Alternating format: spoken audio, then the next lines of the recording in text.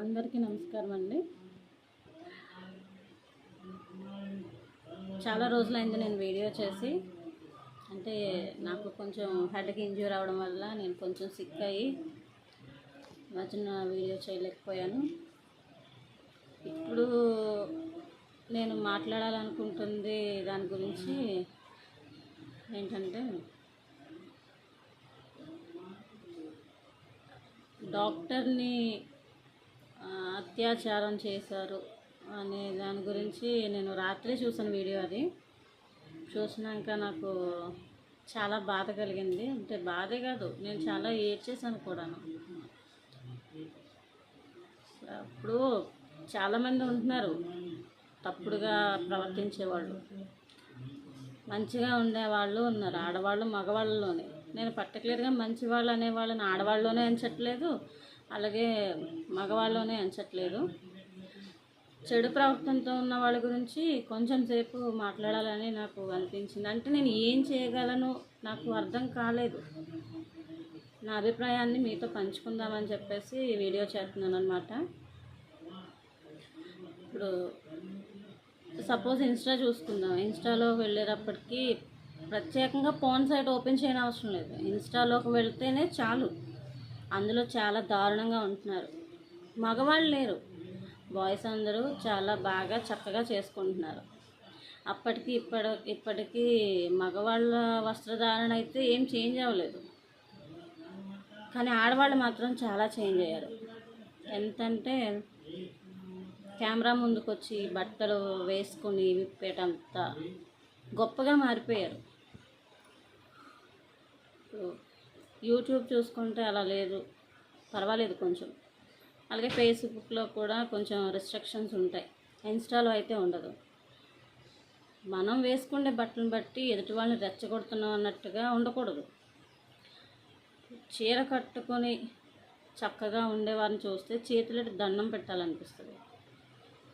ఇప్పుడు చిన్న చిన్న బట్టలు వేసుకొని ఎదుటివాడిని ఆకర్షించాలనుకుంటే లైక్లు వస్తాయి, ఫాలోవర్స్ వస్తారు, కానీ అలాగే కామెంట్స్ మెసేజ్లు కూడా వస్తాయి. ఇలాంటి వాళ్ళని ఏదైనా చేశారు అని అంటే ఓకే, తను రెచ్చగొడుతుంది, ఏదో చేశారు, ఏదో అయిపోయింది అని ఒకరోజు అనుకుంటాం, రెండో రోజు కొంచెం బాధ అయితే ఫీల్ అవుతాం, వదిలేస్తాం. ఇప్పుడు డాక్టర్ అంటే ఇప్పుడు వాళ్ళ తల్లిదండ్రులు ఎన్ని కళలు కని ఉంటారు.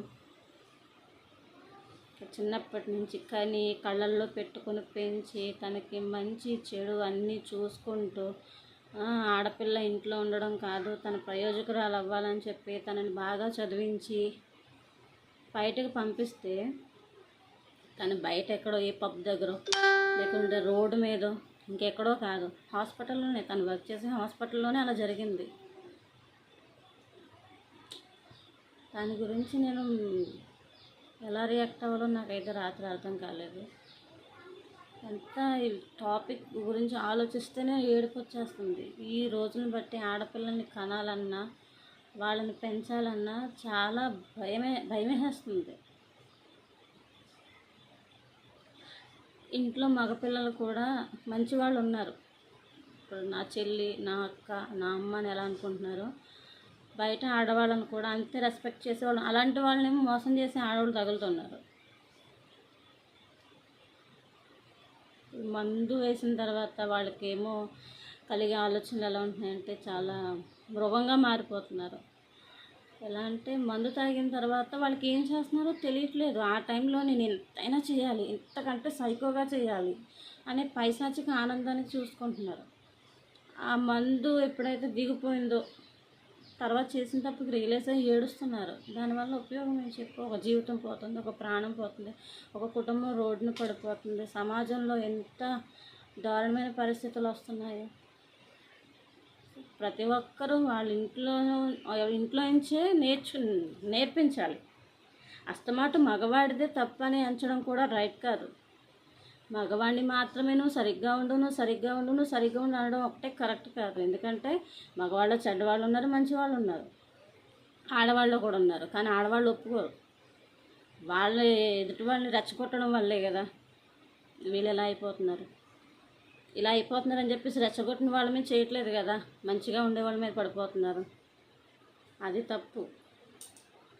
కాబట్టి ప్రతి తల్లిదండ్రికి నేనైతే మనస్ఫూర్తిగా గట్టిగా కూడా కోరుకుంటున్నాను, మీరు అబ్బాయిలు కన్న తల్లిదండ్రులే కాదు, అమ్మాయిని కన్న తల్లిదండ్రులు కూడా వివరంగా చెప్పండి పిల్లలకి చిన్నప్పటి నుంచి.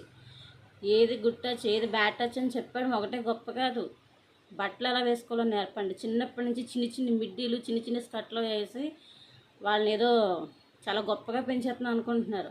పెద్ద ఎదిగిన తర్వాత కూడా అయ్యే చిన్న చిన్న స్కర్ట్లు, అవే చిన్న చిన్న డ్రెస్సులు వేసుకుని ఎలా ఉంటున్నారు తెలుసా, ఎక్స్పోజింగ్ చేస్తా.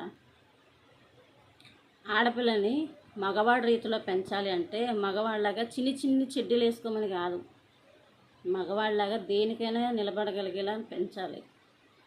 మన మీదకి ఏదైనా ఆపద వచ్చినా దాన్ని మనం డిఫెండ్ చేసుకునేలా పెంచాలి. సో మీరు అందరూ తెలుసుకోవాల్సిన విషయం ఏంటంటే, ఒక అబ్బాయిది తప్పు కాదు, అమ్మాయిలు తప్పు ఉంది కానీ ఒప్పుకోరు. అమ్మాయిలు కూడా నేర్పండి అమ్మా దయచేసి, మీకు అందరికీ పుణ్యం. ఇతర దేశాల్లో మానభంగం చేశారంటే తలలు నరికేస్తారు అరగంటలో. మన దేశంలో అలా చేయట్లేదు కాబట్టి ఎవరికి వాడి ఇష్టం వచ్చినట్టు రెచ్చిపోతుంది. ఒక్కడ చేయట్లేదు, మళ్ళీ గ్యాంగ్ రేపులు, కొన్ని రేప్ చేసేసి వెళ్ళిపోతున్నారు. కాదు, చంపేస్తున్నారు, పీకలు కోసేయడం, ఊపిరుండగానే తగలబెట్టేయడం, లేకపోతేనేమో అంగాల్లోకి రాడ్లు తోసేయడం. ఏంటమ్మా అసలు దారుణం కదా. నడిచేటప్పుడు కాలికి గొప్ప తగిలిందంటేనే మనం గిలగిల్లా ఆడిపోతామే ప్రాణం. అలాంటిది ఒక అంగానికి అలాంటి దారుణమైన తోసేస్తుంటే వాళ్ళ ప్రాణం ఎలా ఉంటుందో ఆలోచించాలి కదా. చాలా బాధేస్తుంది. దీని గురించి ఎలా రియాక్ట్ అవ్వాలో కూడా తెలియట్లేదు. నేను చేసే వీడియోలు నా ఫ్యామిలీ వాళ్ళు కూడా చూస్తున్నారని నేను కొంచెం చాలా తగ్గించి మాట్లాడుతున్నాను, కానీ లేకపోతే నాకు వచ్చే ఆవేదనకి, నాకు వచ్చే కోపానికి నేను చాలా దారుణంగా మాట్లాడాలని అనిపిస్తుంది నాకు అసలు. పైగా ఈరోజు రక్షాబంధనం, ఆ సంతోషం లేదు, ఈ బాధే ఉంది నాకు. గుర్తుపెట్టుకోండి, నీ ఇంట్లో చెల్లె నీ చెల్లి కాదు, నీ ఇంట్లో అక్కే నీ అక్క కాదు. ప్రతి ఒక్కరిలోని చెల్లిని అక్కనే వెతకండి, అప్పుడు మన దేశం కూడా బాగుంటుంది. అప్పుడు నిర్భయ మొన్న దిశ, ఈరోజు డాక్టర్, రేపు ఇంకెవరు. నీ ఇంట్లో పిల్లవచ్చు, నా ఇంట్లో పిల్లవచ్చు. పెంపకాన్ని బట్టి ఏదైనా ఉంటుంది, స్కూల్ వ్యవస్థను బట్టి కూడా ఉంటుంది, కాలేజీని బట్టి కూడా ఉంటుంది.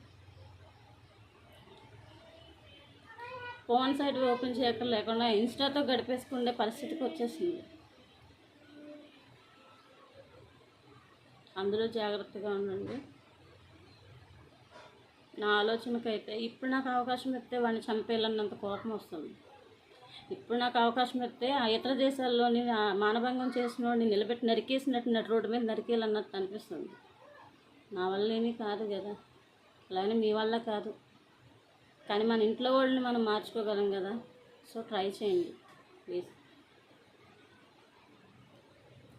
మీకు అందరికీ రాఖీ పౌర్ణమి శుభాకాంక్షలు.